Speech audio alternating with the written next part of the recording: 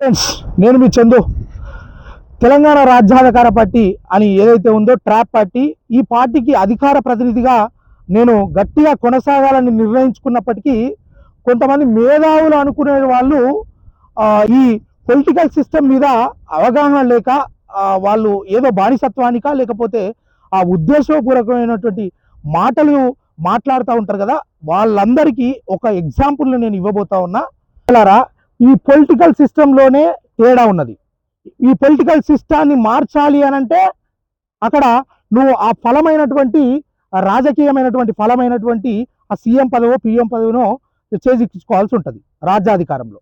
అయితే ఇక్కడ ఈ పదవిలో ఫస్ట్ నుంచే ఎప్పుడైతే భారత రాజ్యాంగం అమలులోకి వచ్చిన కారణంగా అప్పటి నుంచి మొదలైనటువంటి ఏదైతే ఎత్తుగడ ఉందో, అగ్రవర్ణం అనేటానికి ఒక ఆరు ఉన్నది, బీసీలకు ఆటో ఉన్నది, అదేవిధంగా ఎస్సీలకు సైకిల్ ఉన్నది, ఇంకా కొంతమంది నడిచి వస్తూ ఉన్నారు. వీళ్ళందరికీ సమాంతరమైనటువంటి పోటీ పెట్టినప్పుడు ఒక ఒక ఫలం ఉన్నది, ఆ ఫలాన్ని అందుకోవడానికి వీళ్ళందరికీ రేసు పెట్టినప్పుడు ఎవడు ముందు పోతాడు ప్రజలారా?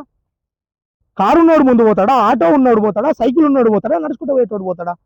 అంటే ఇప్పటి వరకు ఎస్సీ ఎస్టీ బీసీలకు దక్కకపోవడానికి అధికారం ఏంటంటే ఎస్సీ ఎస్టీ బీసీలను వాడుకొని చెంచగిరి చేస్తున్నటువంటి నాయకుల వల్లనే ఈ యొక్క పదవి దక్కలేకపోతా ఉన్నది.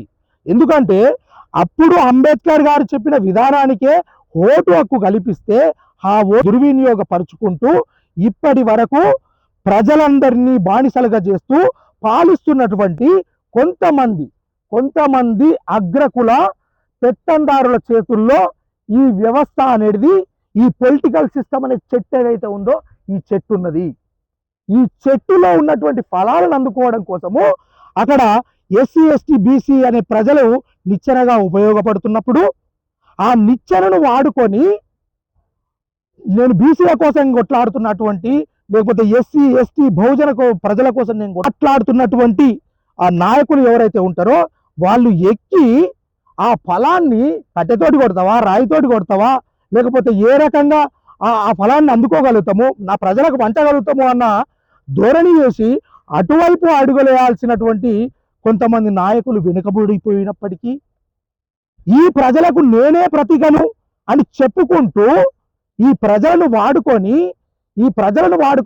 ఈ పొలిటికల్ సిస్టంలో ఉన్నటువంటి ఒక పదవిని అందుకోవడం కోసము ఈ ప్రజలను వాడుకొని వాళ్ళ పైన ఎక్కి అక్కడి నుండే నేను పెద్దోన్నిగా చూపిస్తున్నప్పుడు ఇక్కడ ఉన్నటువంటి అగ్రకుల వాళ్ళు ఈ మన మీద నిలబడ్డ దొంగను ఎత్తుకోనాలో ఏర్చుకున్నారు. ఈ దొంగ ఆశపడిపోయిందా, వాళ్ళు చేర్చుకున్నారా, అది సెకండరీ విషయం. కానీ ఆడు ఎక్కినోడు ఎవడైతే ఉన్నాడో ఈ ప్రజలకి ఏమి ఉపయోగపడ్డాడు? ఇప్పుడు వాడికి అందాల్సిన పదవి అక్కడ అందలేదు. వాడు వస్తుందని ఊహించినటువంటి ఫలం ఏదైతే ఉందో వాడికి రాలేదు. కాబట్టి వాడు ఎంబడే మళ్ళీ నేను ఈ ప్రజల కోసం నేను పనిచేస్తా, ఈ ప్రజల కోసమే నా పోరాటము, ఈ ప్రజల కోసమే. ఔరాబై సన్నాసి నిన్నెట్లో అంతర్ చెప్పు. ఈ తెలంగాణ రాష్ట్రంలో ఉన్నటువంటి ఇలాంటి ఆలోచనలు చేసి ఎస్సీ ఎస్టీ బీసీ ప్రజలను ఉపయోగించుకొని పైకి రావాలి, వచ్చిన తర్వాత రూమ్లలో కలవాలి, నా ప్రజల కోసము ఎవరినో బొంత పురుగును ముద్దాడుతా అన్నటువంటి చేసిన పోరాటంలో మళ్ళీ ఈ అగ్రకుల పెత్తందారుల దగ్గరికి పోయి ఆడ నమస్తే పెట్టి నా ప్రజల కోసం నేను యుద్ధం చేస్తున్నా, మీరు మద్దతు ఇయ్యి అని అడగాల్సిన అవసరం ఏముంది రాబాయ్? ఒక చిన్న మాట థింక్ చేయి, మంచిగా నీకు నువ్వే. ప్రజలారా మీరు కూడా థింక్ చేయండి, ఈ విషయాన్ని స్పష్టంగా గ్రహించండి. ఈ పొలిటికల్ సిస్టమ్ని మార్చాలంటే ఫస్ట్ వీడు ఏమై ఉండాలి? అవినీతి ప్రజలను మోసం చేసినోడై ఉండొద్దు, ఈ ప్రజలకు కంటెంటర్గా మారేటోడై ఉండొద్దు. వీడు ఈ ప్రజలను నమ్ముకొని ఉన్నప్పుడు వీడు ఎక్కడ తిరిగినా కానీ ఈ ప్రజలు వీడిని విశ్వసిస్తారు. కానీ ఈ ప్రజలను దాన్ని నేను ఇంకోటి చేస్తా అని చెప్పినటువంటి దొంగలకు ఎవరైతే మద్దతు చేస్తా ఉన్నారో వాళ్ళందరూ తక్షణమే మీ విలువలను మీరు గ్రహించుకోండి. అలాంటి నాయకులు నా ఎస్సీ ఎస్టీ బీసీల మీద నిలబడి ఆ ఫలాన్ని అందుకొని తాను అనుభవిస్తూ ఇతరులకు పంచేవాడు రాజకీయంగా ఎస్సీ ఎస్టీ బీసీలలో ప్రతీకగా ఉండాలి, 100% ముందు నడవాలి. అదే కానీ అన్ని చుట్లు తిరిగి వచ్చి అన్ని గాడిదలు తిరిగి నేనో గాడిద పెట్టినా నా దగ్గరికి మీరు రావాలంటే అంటే అవమానాలను అనుభవించేది, భరించేది అందుకోసమే కాళోజీ గారు చెప్పిన ఒక మాట, ప్రాంతేతరుడు మోసం చేస్తే ప్రాంతం అవతలి వరకు, ప్రాంతం పొలివర వరకు తరిమి కొట్టాలి, అదే ప్రాంతం వాడు మోసం చేస్తే ప్రాంతంలోనే పాతర పెట్టాలని. అదే కార్యక్రమం నడుస్తా ఉన్నది. ఏం ఈ మేధావులు లేరా, మాట్లాడే విజ్ఞులు లేరా అని మన వల్లనే మన మీదనే ఉండేసి వాడు అందుకున్నాడు అనుకో, మరి ఈ ప్రజల నోడు చూడాలి. ఈ ఎస్సీ ఎస్టీ బీసీ నువ్వు లేపినటువంటి, అరే నువ్వు గ్రేట్ రా, నువ్వు మేధావిరా నాయన, నువ్వు ఈ ఫలాన్ని అందుకొచ్చి మా అందరికి వంచురా అని చెప్పినప్పుడు అది మరి వాడి కట్ట తీసుకైనా కొట్టాలి, లేదు అంటే రాయితోటైనా కొట్టి ఆ ఫలాన్ని అందుకోవాలి. అవునా కదా? ఈ కట్టె తీసుకొని రాయితోటో ఏదో రకంగా ఫలాన్ని అందుకొని ఆ ఫలాన్ని మనిషికితో పంచుకుందాము లేకపోతే ఇంకోటి చేద్దాము అనే వ్యక్తులు లేరు.